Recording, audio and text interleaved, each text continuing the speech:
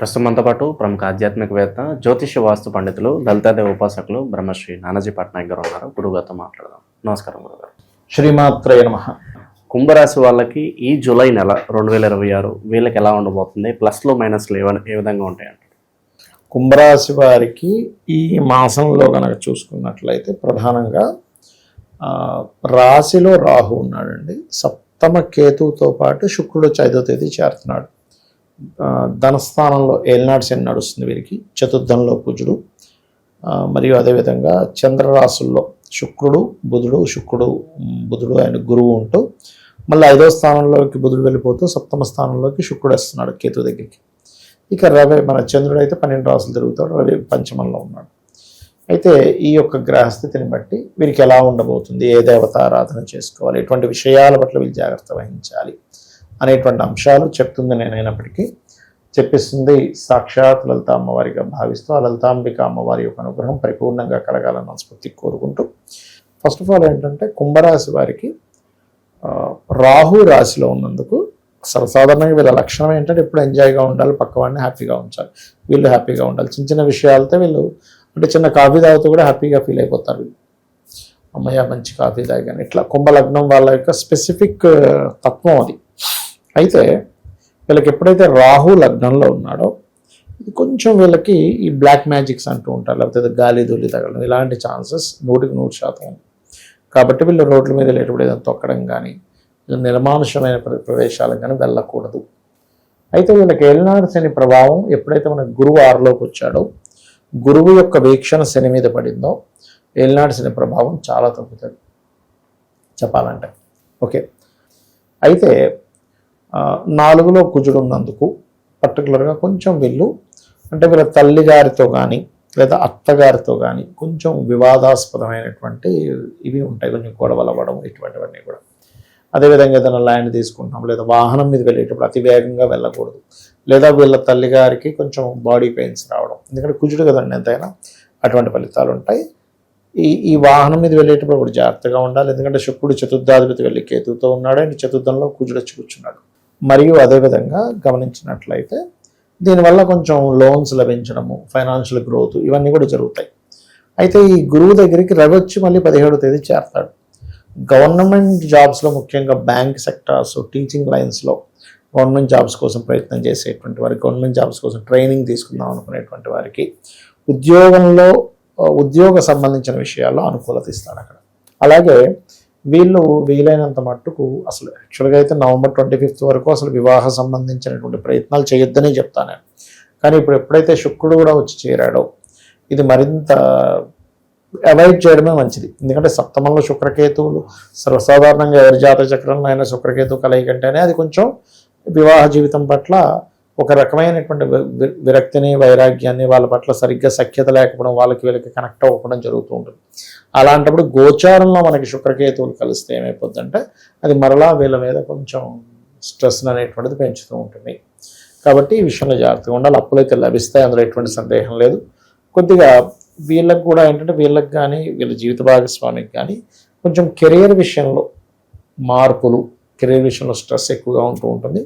దానికి వీళ్ళు చేయవలసింది ఏమిటి అంటే సుబ్రహ్మణ్యేశ్వర స్వామి ఆలయము, గణపతి ఆలయాలకు వెళ్తూ కుజ శుక్ర కేతు ఈ 3 గ్రహాల దగ్గర దీపారాధన చేస్తూ వీలైతే అదే ఆలయంలో కూర్చొని ఓం మాణిక్య మకుటాకార జానుద్వై విరాజితాయ నమః చేసుకోవచ్చు.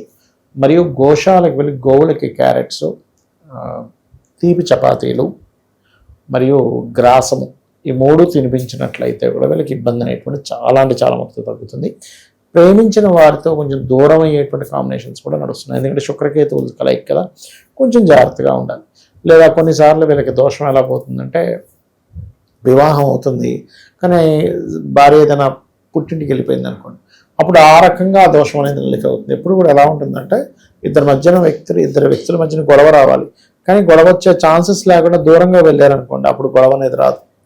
అది చాలా మటుకు సేవ్ చేస్తూ ఉంటుంది అన్నమాట. అవకాశాలు గుర్తింపు పరంగా ఎలా ఉంటుందంటారు? వీళ్ళకి అవకాశాలు గుర్తింపు అంటే ఒకటేనండి, సామాజిక విషయాల్లో మాత్రం వీళ్ళు చాలా జాగ్రత్తగా ఉండాలి. అవకాశాలు వస్తాయి, గుర్తింపు కూడా వస్తుంది, హైలైట్ అవుతారు, ఎందుకంటే లగ్నంలో రాహు కదా, లైమ్లైట్లోకి తీసుకెళ్తుంటాడు. కానీ ఒక్కొక్కసారి సోషల్ మీడియాస్లోని సోషల్గా మూవ్ అయ్యేటువంటి విషయంలో అవతల వాళ్ళు వీళ్ళు చేయనటువంటి దాన్ని అనడము ఇలాంటివి కొంచెం ఉంటాయి. ఎందుకంటే ఎంతైనా సప్తమంలో ఉండే శుక్రకేతువులు కదా, అందుకని అటువంటివి ఉంటాయి అన్నమాట. ఇన్వెస్ట్మెంట్స్ పరంగా ఏమన్నా సలహాలు సూచనలు ఇస్తారా వీళ్ళకి ఏదన్నా? ఇన్వెస్ట్మెంట్స్ పరంగా సలహాలు సూచనలు అంటే ఒకటేనండి. ఇక్కడ 12వ అధిపతి 2లో ఉన్నాడు. అయితే కుంభం వారికి ఏలినాటి తగ్గిస్తున్నాడు. అయితే ఎప్పుడైనా సరే మన శని మీద గురువు దృష్టి ఉన్నప్పుడు ఇది కొంచెం ఇన్వెస్ట్మెంట్ చేసుకోవడానికి మంచి సమయమే. కాకపోతే లాంగ్ టర్మ్ ఇన్వెస్ట్మెంట్ కనుక చేస్తే ఏలినాటి శని నడుస్తుంది కాబట్టి ఖచ్చితంగా బాగుంటుంది. గురుగారు, ఫ్యామిలీ రిలేటెడ్ ఇష్యూస్ ఈ మధ్యకాలం మనం చూస్తున్నాము, చాలా ఎక్కువైపోతున్నాయి. భార్యాభర్తల మధ్య అన్యోన్యత కావచ్చు, ఏవో ఫ్యామిలీ పరంగా చాలా డిస్టర్బెన్సెస్తో అవునండి. మరి దీనికి సంబంధించి మంచి పరిహారం ఏదన్నా తెలియజేయండి. ఇక్కడ ఫ్యామిలీకి సంబంధించిన విషయాల్లో అసలు మెయిన్గా ఎందుకు కలవట్లేదు అంటే, ఒకటి ఎక్స్పెక్టేషన్స్ పెరిగిపోయాయండి. ఎవరికి కూడా సాటిస్ఫాక్షన్ లేదు లైఫ్ మీద. పొద్దున్న లేస్తే ఉరుకులు పరుగులు నైట్ వరకు. సండే వచ్చిందంటే ఇంకా ఒక్కరోజు ఏదో కొంచెం అలా మళ్ళీ ఫ్రెండ్స్లో వెళ్ళి సాటిస్ఫాక్షన్ లేని జీవితాలు అయిపోయాయి. మెయిన్గా కాస్ట్ ఆఫ్ లివింగ్ పెరిగిపోయింది. ఇవన్నీ ఎక్స్పెక్టేషన్ ఏమో పెరిగిపోయింది, కాస్ట్ ఆఫ్ లివింగ్ పెరిగిపోయింది. అందుకని దాంట్లో ఇమ్మడలేకపోతున్నాడు మనిషి. అదొక ఎత్తు. అయితే వాళ్ళ పర్సనల్ చార్ట్స్లో 7వ స్థానం 12వ స్థానం పాడైతే కూడా ఫ్యామిలీలో గొడవలు వస్తూ ఉంటాయి. దీనికి ఏమిటి అంటే, ఒకటి వీళ్ళకి 7వ భావము 12వ భావంలో ఏ గ్రహాలు ఉన్నాయి, ఆ గ్రహాల యొక్క మహాదశలు అంతర్దశలు పాపగ్రహాలతో ఉంటే వాడికి దానాలు ఇవ్వాలి ఒకటి. రెండవది, వాస్తులో కూడా ఇంట్లో నైరుతి మూల ఉంటుంది చూసారా, నైరుతి మూల పొరపాటును కూడా చెట్లు పెంచకూడదు. అది భూమిని చీల్చుతూ ఉంటుంది చెట్లు, మొక్కలు పెట్టడం పెంచు, అది కూడా చాలా మటుకు ప్రమాదం. ఆగ్నేయంలో ఉండొచ్చు చెట్లు, అసలు చేయకూడదు. నైరుతి మూల పొరపాటును కూడా అద్దం పెట్టకూడదు. ఇవన్నీ కూడా కొంచెం ఇద్దరి మధ్యన విచ్ఛిన్నానికి దారితీస్తుంది. కత్తెరలు పెట్టడం, అది చాలా పెద్ద డేంజర్. కత్తెర పెడితే కనుక కట్ అయిపోతుంది ఇద్దరు రిలేషన్ అనేటువంటి. అలా ఈ జాగ్రత్తలు తీసుకుంటూ నైరుతి మూల క్రీమ్ కలర్ ఉండేలా చూసుకుని మాస్టర్ బెడ్రూమ్లో వీలైనంత చీకటిగా ఉండేలా చూసుకొని లలితా సహస్రనామాలలో ఓం శివకామేశ్వరాంకస్త శివా స్వాధీన వల్లభాయ నమః అనే మంత్రం చేసుకోవాలి. ఖచ్చితంగా వీరికి బాగుంటుంది. అయితే ఈ నామాన్ని రోజుకి 48 నిమిషాలు చేయాలి. చేస్తే కనుక ఖచ్చితంగా బాగుంటుంది. అదేవిధంగా మరొక విషయం ఏంటంటే, ఇక్కడ కొన్ని సందర్భాల్లో ఇద్దరికి వివాహం చేసేటప్పుడు కూడా ఈ 12వ భావం ఎలా ఉందో చూడాలి. ఇద్దరికి 12వ భావం పాడై 2 వివాహాలకు సంబంధించిన యోగాలు ఉంటే ఇద్దరికి చేయడం వల్ల తొందరగా విడిపోతారు. అలా కాకుండా ఒకరికి బాగుంది ఒకరికి బాగాలేదు, అప్పుడు ఏమవుతుందంటే ఏదో చిన్న గొడవలు వస్తుంటే పోతుంది. ఇలాంటప్పుడు ఒక్కొక్కసారి సందర్భంలో అమ్మాయి ఏదైనా పుట్టింటికి వెళ్ళింది, లేకపోతే ఈ అబ్బాయికి ఏదైనా ఉద్యోగరీత్యా వేరే ప్రాంతానికి వెళ్ళి, అప్పుడు ఆ దోషం నల్లిఫై అయిపోతుంది.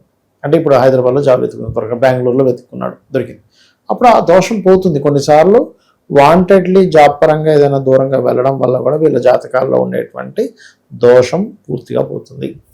ఓకే, ఇక ఎలాంటి పరిహారాలు చేసుకోవాలి గురుగారు? వీరు ఎలాంటి పరిహారాలు చేసుకోవాలి ఏంటి అంటే, వీళ్ళు ఎక్కువగా సూర్య నమస్కారాలు చేసుకోవడము, విష్ణు సహస్రనామాల యొక్క శ్రవణం చేసుకోవడము, నిద్ర లేచిన వెంటనే ఉదయాన్నే కాస్త దుర్గానామంతో నిద్ర లేవడం అనేటువంటిది మంచి ఫలితాలు ఇస్తుంది. మంచి విశ్లేషణ అందించారు, ధన్యవాదాలు. శ్రీమాత్రే నమః.